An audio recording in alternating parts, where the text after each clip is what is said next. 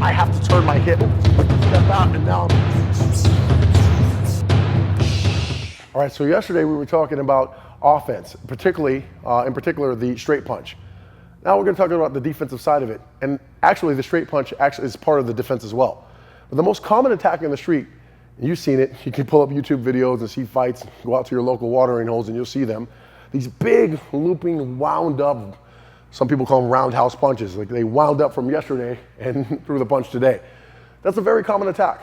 And untrained people, violent, aggressive people, will come at you and throwing these bombs, hoping to overwhelm you. Not just physically, but mentally, emotionally overwhelm you to get you to cover up and ball up so you can't provide a defense. In Krav Maga, we're not about to do that. We're gonna defend this punch that's coming at us and drive his nose down his throat with another straight punch. We're gonna get to that here in a second. I'm gonna have Rudy come over here and actually show the attack that I'm talking about.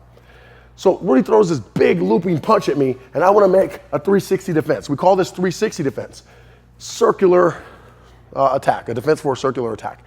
Again, that punch is coming. I'm gonna take here and make a defense with the blade side of my forearm to the inside of his wrist. Now I'm going to assume, always assume that anyone who throws a punch at you, they're armed. So it's not just a punch coming at you, it's a knife or a broken bottle or something that can puncture you. We're not gonna do, well, if he has a knife, I have this defense. If he doesn't, I have that defense. Everything's a knife or a blade or a puncture weapon coming at us as far as we're concerned. So there's one defense for multiple attacks instead of having multiple defenses for multiple attacks, because under stress, you're gonna forget them, right? So we wanna take care of that. So now as Rudy, he comes full speed with an attack, I need to burst forward here with a punch, the defense and the punch. As he makes the attack again, my straight punch delivers the counter punch right here. This is going to give us time to control his arm because I want to control the delivery system for the weapon. In this case, he's empty-handed, so his weapon is actually his hand. The delivery system is always the arm, if that makes sense. So if he had a knife in his hand, the weapon would be the knife, the delivery system would still be the arm. I want to control that delivery system. So when that punch comes, I'm making the defense counter and I'm wrapping at the same time. I'm going to control this. Now, I know a lot of people are like, well, if he has a knife, he'll cut you on the side. So what?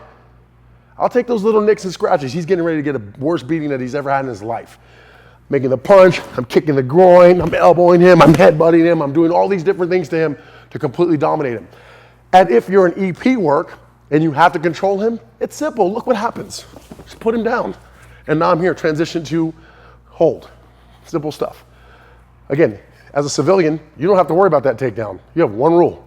Destroy him, go home safe. If he's much bigger than you are and you can't control him, but you are carrying, you can still use this same principle as a bridge to drawing your weapon. Look, he makes the attack, boom, boom, I destroy him, I draw. You see? Now I'm in control.